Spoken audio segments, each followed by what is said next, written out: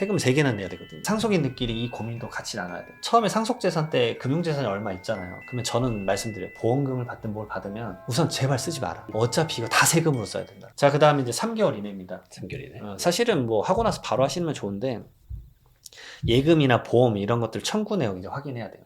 말 그대로 금융 내역 쭉 확인했으니까 네. 그러면 각 은행을 지점을 가거나 본사를 가서 그 상속인인지를 입증할 수 있는 서류들을 챙겨서 가서 그것들을 받아오셔야 돼요. 상속인이 한 명이라 수인이게 되면 다 가야 되는 건가요?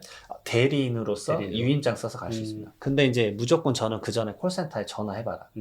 왜냐면 그 은행이랑 보험사마다 요청하는, 증권사마다 그러겠네요. 요청하는 서류가 조금씩 달라요. 그렇기 때문에 어디는 유임장만 쓰면 안 된다. 그 사람의 인감증명서도 갖고 와라. 막 그렇게 얘기를 하시거든요. 저는 말씀드리는 게 상속인들은 언젠가 주민센터에 가시잖아요. 가신 김에 주민센터에서 본인의 신분을 입증할 수 있는 서류를 10개 이상씩을 떼라. 어차피 그걸 제출하는 데도 있고 돌려받는 데도 있지만 10개씩 뽑아놓으면 뭔 일 터질 때마다 주민센터를 가고 막 그런 거에 번거로움을 확 줄일 수 있다. 그래 말씀드려요. 그런 금융권이나 여타 기관에 갈 때마다 내 서류도 들어가지만 그 아까 사망신고에서 가족관계 증명서 상에 사망이라고 찍혀있는 그것도 반드시 들어가야 돼요. 맞습니다. 확인해야 되니까. 그것도 무조건 필요하세요. 그래서 빨리 그걸 미리 준비를 해놔야 되는 거죠. 그래서 그게 돼야 뭐 가서 요청이라도 할 수 있는 거니까. 그리고 여기서 중요한 거가 이제 10년치 계좌 내역. 제가 주구장창 얘기하는 10년치 계좌 내역도 같이 받으셔야 돼요. 왜냐면 돌아가신 날에 잔액증명서만 필요한 게 아니라 돌아가신 날 기점으로 10년간 이 증여를 한 게 있는지 채권 채무 관계는 있는지를 확인할 수 있는 계좌 내역을 받아와야 돼요. 은행에서 요청하는 네, 맞습니다. 그래서 은행에다가는 이제 우리가 흔히 알고 있는 엑셀 파일로 좀 요청하시는 게 좋습니다. 이거를 종이로 출력 받으시면은 언제 그걸 보고 있어요. 엑셀 파일로 받으셔가지고 업무 처리를 하시는 게 좀 좋습니다. 그렇군요. 근데 어떤 특정 은행이나 특정 지점은 이걸 엑셀 파일로 안 주려고 하시는 데가 있어요. 그래요? 그래서 웬만하면은 좀 엑셀로 최대한 요청하시고 정말 안 되면은 어쩔 수 없이 종이로 좀 받으셔야 되고요. 엑셀을 주게 되면은 그 서류에 대한 그 엑셀 파일을 출력을 할 때 본인들이 마음대로 이제 말 그대로 오염시킬 수 있죠. 조작을 해가지고 그 자료를 쓰면은 은행이 괜히 불똥이 튈 수 있으니까. 그럴 수 있겠네요. 이게 엑셀 파일 받아서 뭔가 장난을 칠 수도 있겠네요. 그리고 두 번째로는 상속인들끼리 다투고 있으면은 그 상속인들끼리 서로 그 내역을 보는 게 민감할 수 있잖아요. 그래갖고 너 예전에 증여받은 거 나 계좌로 다 봤어? 이럴 수도 있거든요. 그렇군요. 그래서 은행권에서는 상속인들 전체 동의가 없으면 절대 안 주는데 모르고 주시는 경우도 있어요. 그러면은 좀 이제 막 이슈가 될 수도 있겠죠. 그래서 엑셀 파일로 안 주고 종이로 주고 막 이렇게 할 수도 있는 거고. 여러 가지 사항이 있습니다. 네. 그리고 그 다음에 뭐 이제 당연하지만 사망 관련 연금이랑 뭐 사망 일시금 이런 것들도 국민연금에 좀 청구를 하셔가지고 정리를 하셔야 됩니다. 네. 네, 방금 말씀드렸던 계좌 내역 그거를 받아야 되는데 사실 제가 3개월 이내로 썼지만 3개월은 늦어요. 왜냐면 저 같은 경우는 이제 상속세 수임을 하게 되면은 그 계좌 내역 10년치 걸 계속 봅니다. 네. 분석을 해가지고 이런 것들 때 말씀을 드려요.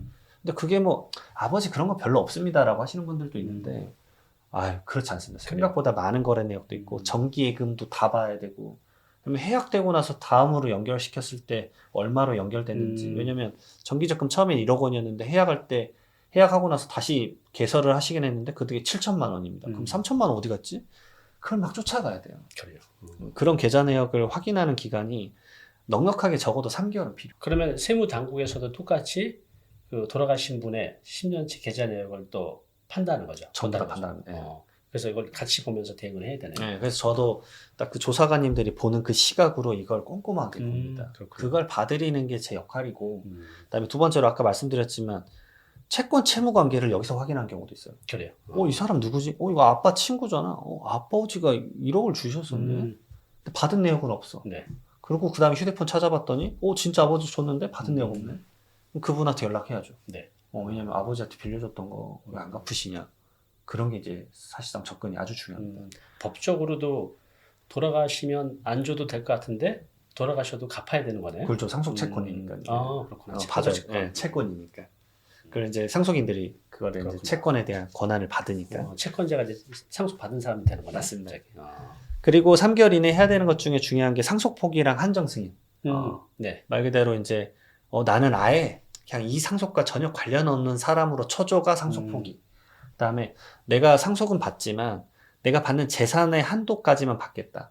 이렇게 선택적으로 할 수가 있어요? 네, 둘 중에 하나 결정할 수 있습니다. 그러니까 말 그대로 내가 지금 아버지가 빚이 얼마인지 모르는데 자산이 우선은 5억인 거 확정됐다. 네. 근데 빚이 뭐 7억일지 3억일지 모르는 상황이면 한정 승인을 걸어 놓는 거죠. 그래요. 그래서 빚이 7억이면 5억까지만 내가 딱 받는 거고 3억이면 나머지 2억은 내가 가져가는 거예요. 돌발 채무가 어디서 나올지 모르니까 반드시 해놔야겠네요. 네, 이것도 많이들 요즘은 하세요. 왜냐하면 아버지가 특히나 이런 사채를 많이 썼다라고 한다면 더욱더 많이 합니다. 왜냐하면 웬만한 금융권 채무는 다 확인되는데 사채가 확인이 안 돼요. 네. 네, 그것 때문에 이걸 많이 걸어놓고 이것도 3개월 이내에 가정법원에 신고를 해야 됩니다. 그리고 절차도 꽤 걸리기 때문에 미리미리 하시는 게 좋아요. 대표적으로 말씀드리면 이렇게 세 분이 있다 그러면은 대부분 이런 식이거든요. 배우자랑 자녀 두 분이거든요. 네. 그럼 상속 포기를 두 분이서 하시고 마지막 한 분이 한정 승인을 하세요. 음. 이렇게 해야 이 대에서 끝나요. 만약 세 분이 다 상속 포기를 하시잖아요. 그러면 그 아래로 내려가요. 그래? 손자로 네, 만나요. 손자로 내요. 그럼 손자가 그러면 또 상속 포기를 해요. 그러면 1차 상속인이 다 끝났으니까 2차 상속인이 직계 존속으로 올라가요. 그래요. 직계 존속도 다 없다. 상속 포기를 또 다 있다. 그러면 누구로 가냐면 형제자매로 가요. 형제자매도 상속 포기를 또 다 하면 이제 사촌이네 혈족 막 이런. 네. 그러니까 이 대를 끊어야 돼요. 그래서 한정 승인으로 한 명이 받으셔야 된다. 정말 할 게 많습니다. 한정 승인은 이게 안 하면 계속 복잡해지니 계속 내려요. 계속 퍼져요. 한 사람은 거기서 딱 교통정리 해야 되네. 한정 승인으로. 그리고 자동차도 이제 나 상속 안 받을 거야. 말소할 거야. 이것도 3개월 이내 하셔야 돼요. 안 그러면 과태료가 최대 50만 원까지 나오니까. 그 다음에 이제 6개월 이내입니다. 6개월 이내. 이건 돌아가시는 날로부터 6개월 이내인데 그 재산에 대한 감정 평가를 할 수 있는 기간이 딱 있대요. 말 그대로 상속세가 너무 안 나올 것 같아도 감정 평가를 해야 되는 이유가 있고 네. 너무 많이 나와서 감정 평가로 가액을 낮추는 플래닝도 해야 되는데 그게 말 그대로 6개월 이내라는 걸 꼭 알아두시고 미리미리 접근하셔야 된다. 저 같은 경우에서 무료 상담할 때 감정 평가 가액까지 알려드려요. 대충 탁감해가지고 이 정도 가액 나오실 것 같다. 정보를 최대한 많이 드리는 거죠. 네. 세금 얼마 나올지도 알려드리는 거고. 그리고 나서 중요한 게 이제 표현을 좀 복잡하게 할게요. 상속 개시일이 속하는 달의 말일로부터 6개월 이내입니다. 이게 왜 이 상속 개시일이 속하는 달의 말일로부터 6개월 이내냐? 예를 들어서 5월 2일 날 돌아가셨다. 네. 그러면 5월 말일자부터 6개월. 6, 7, 8, 9, 10, 11월 말일까지 마지막 날짜까지 상속세 신고 및 납부를 하셔야 돼요. 신고도 해야 되지만 납부까지도 마친다고요? 그래서 최초 상담 때부터 납부세액이랑 납부 방식도 알려드려요, 저는. 그게 필요하겠네요. 네. 당신이 지금 한 8억, 오늘 상담한 게 8억 정도 나오셨거든요. 8억이면 진짜 너무 높잖아요. 네. 8억이 나오시니까, 연부였나 바로 생각하셔야 될 것 같습니다. 안 그러면 이거 8억 한 번에 못 내실 것 같은데요. 네. 자금 있으세요? 물어보고. 미리 6개월 전부터, 이제 돌아가신 날짜부터, 내가 준비를 해야 되구나. 이걸 말씀드린 거예요. 이걸 준비를 안 하면 2차 슬픔으로 오는 거예요. 갑자기 마지막 달 8억 내라고 하면 눈이 휘둥그레지시거든요. 뭐라고요? 8억이요? 막 이러니까. 감당이 안 되죠. 네. 근데 이때 세금 신고를 3가지를 하셔야 됩니다. 상속세 신고 및 납부는 당연한 거고, 네. 두 번째로는 이분에 대한 취득세. 왜냐면 부동산이 많으시거든요. 부동산 상속받을 때도 당연히 취득세 내셔야 됩니다. 상속 취득으로. 네. 일반적인 부동산은 3.16% 정도 내셔야 돼요. 그런데 무주택자가 이제 주택 취득 받았다. 그러면은 0.96%. 좀 낮게 감면도 되기 때문에 다양한 제도도 활용하셔야 돼요. 그렇군요. 그다음에 세 번째로는 이분이 어떤 소득을 벌다가 돌아가셨으면 그때까지의 종합소득세 신고도 하셔야 돼요. 그래? 네. 돌아가신 분에? 네. 그러니까 11월에 돌아가셨다 그럼 1월부터 11월까지 종합소득세 신고를 6개월 이내 해야 돼요. 지금 들어보니까 이거 개인이 한다는 게 거의 불가능해요. 네, 어렵습니다, 사실. 그리고 이제 준비할 것도 시간 기한도 있고 준비할 것도 지금 말씀 들어보니까 너무 많고 또 안다고 해도 이걸 어떻게 해야 될지도 막막하고. 제가 이거를 직접 해보시겠다고 한 분 있었는데 그래요. 결국은 포기하고 맡기셨어요. 네, 마지막 달에 맡기셨어요. 한다고 해도 뭐 어디서 삐걱거리면 거기서 큰 또 문제가 생길 수도 있죠. 대부분 상속세 신고서가 두께가 이것보다 좀 더 두껍습니다. 그래요? 네, 좀 두껍네요. 오늘 검토한 건 이 정도 됐었어요. 400페이지? 그래요. 생각보다 많이 두껍습니다. 이게 첨부 서류가 많이 들어가요. 이렇게 이제 그 신고가 이제 끝나시게 되면은 어느 정도 끝이 보이죠. 그래서 이제 마지막에는 납부에 대한 고민도 많이 하셔야 된다라고 말씀드리는 게 세금을 3개나 내야 되거든요. 상속인들끼리 이 고민도 같이 나눠야 돼요. 그러게. 그래서 처음으로 약간 돌아가면 처음에 상속재산 때 금융재산이 얼마 있잖아요. 네. 그러면 저는 말씀드려요. 보험금을 받든 뭘 받으면 우선 제발 쓰지 마라. 어차피 이거 다 세금으로 써야 된다. 그러게. 취득세 내고 뭐 하면 다 끝난다. 근데 지금 이거 써버리시면 상속세 그 마지막 낸 6개월 됐을 때 엄청난 고통으로 음. 와닿으실 거다. 이거 쓰지 마세요라고 말씀드려요. 네. 근데 상속인 간에 막 다툼이 있을 수도 있지 않습니까? 충분히 있죠. 그러면 공동 계좌 만들어서 묶어놔라. 음. 우선 서로 쓰지 마라. 그렇게 말씀을 드립니다. 근데 여기서 이제 끝나면 좋겠지만 신고 끝나고 나서 9개월 이내에 상속세 세무조사가 있습니다. 이거지. 정말 머리 아프네요. 이제 진짜 본격적인 이제 세무조사로 그 계좌 내역을 이제 막 검토를 해가지고 이게 뭐 추징을 하네 마네 이런 것들에 대해서 조사를 하는데 그 상속세 세무조사가 10주에서 3달 정도예요. 그러니까 뭐 하루 이틀 하고 끝나지 않습니다. 그래요. 상당히 이제 상속인분들에게 스트레스 있을 수 있기 때문에 그런 부분에 대해서는 제가 이제 웬만한 세금 처리나 이런 건 직접 한번 해보셔라 경험상 해봐라 하지만 혼자 하시기엔 좀 어려우실 수 있을 거예요. 잘못 말했다가 확 튀어 올라가는데 그 세금이 아주 높거든요. 네. 그래서 말씀드리고. 근데 이제 일반적으로 제 주변에 보면 뭐 재산이 많지 않아서 뭐 시골에 어르신이 돌아가셨어요. 근데 사망 신고 정도는 하지만 만약에 집도 없으셨다. 그러면 그 이후로 이런 절차를 이렇게 하시는 분이 별로 없었던 것 같아요. 맞아요. 그래서 심리적으로. 이게 통계적으로 서울 경기가 상속세 신고하는 인원의 거의 60-70%입니다. 그래요. 그래서 오히려 지역에 계신 분들은 이게 상속세 신고를 내가 굳이 해야 되나라는 이제 퀘스천 마크가 생기실 건데 그나마 좀 권하는 건 뭐냐면 예를 들어서 배우자가 없으면 5억 원까지는 공제가 됩니다. 대한민국은. 네. 배우자가 있으면 10억 원까지는 최소 공제가 돼요. 그럼 배우자가 있다 가정을 해보겠습니다. 네.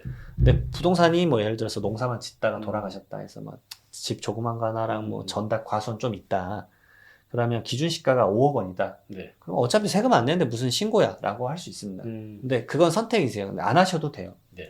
근데 그걸 알아두셨으면 좋겠는 게 뭐냐면 제가 책의 제목을 부의 이전으로 지은 네. 이유가 그겁니다. 이거는 울타리 내에서 부가 외부로 빠져나가는 게 아니라 이전이 되는 거거든요. 그러니까 그러면 이게 자산 부동산 가치가 5억이라고 말씀드렸잖아요. 네. 그러면 아버지는 끝이에요. 엑시트가 됐지만 자녀는 스타트거든요. 그렇죠. 자녀가 이 부동산을 미래에 팔 때 그 차액에 대해서 죄다 양도소득세를 내셔야 돼요. 그래요. 그러니까 이걸 10억에 판다 그러면 5억에 대해서 양도세를 내야 되는데 그럼 이제 취득가액을 신고를 통해서 미리 정해놔야 되는 거네. 그 시점에서. 그래서 5억 원을 만약에 이제 높이시겠다 그러면 감정평가를 하시는 거예요. 그래서 이게 필요하고. 예. 그럼 나중에 양도세로 완전히 때려맞네요. 예, 이거 시뮬레이션 돌려보면 5억 정도 되면 양도소득세가 한 1억 9천 나오는데 8억까지 올려서 2억에 대해서 추후에 10억에 판다고 해보면 그러면 양도소득세 한 6천만 원 나와요. 근데 어차피 상속세는 둘 다 0원. 그러네요. 감정평가 수수료 한 몇백만 원 내고 끝. 예. 근데 이거를 절대 안 하세요. 모르세요. 예, 제가 그게 너무 안타까워요. 그러니까 이제 좀 유튜브에 들어서 뭐 부모 자식 있으면 이제 10억까지는 상속세 없어. 뭐 안 해도 되겠네. 근데 이게 아니네요. 네, 나중에 팔 때 문제가 생기는 거예요. 제가 그걸 왜 많이 알고 있냐면요. 제가 그 국책사업 중에 하나의 수용사업을 많이 합니다. 수용사업. 네, 토지 수용으로. 네. 뭐 남양주, 왕숙, 뭐 하남, 교산 뭐 이런 것들. 최근에 용인 플랫폼 시티 이런 것도 많이 있었는데 수용이 결국 국가가 원하지 않은 시점에 딱 국가를 가져가는 거잖아요. 네. 토지를. 그러면 그런 땅들 대부분 전답 과수원이에요. 그렇죠. 그러니까 오랫동안 아버지가 묶어놨거나 그냥 하셨던 땅들, 상속받은 땅들 많으시거든요. 네. 그 중에서 제가 10,000건이라고 치면은 진짜 딱 한 건을 감정평가를 하셨더라고요. 그래요. 그래서 취득가액이 아주 높았어요. 그래서 양도세를 줄이실 수 있었죠. 많은 분들이 실제로 이걸 안 하고 있군요. 그런 분이 감정평가사님이었어요. 그러시고 전문가였구나. 진짜로 이런 케이스예요. 인식해도 안 하세요. 그래서 저는 어차피 안 나오는 세금이라도 무시하지 마시고 고민 한 번은 해봐라. 왜냐면은 그때 냈던 신고서 하나 때문에 양도세가 미래에 몇 천만 원이 세이비가 될 수 있다. 중간자가 필요한 것 같아요. 객관적인 중간자. 그래서 저도 꼭 상담 오신 분께 말씀드립니다. 사기 전에, 팔기 전에, 뭐가 이제 일어나기 전에 꼭 상담을 받고, 신분 상담 받고 하시라.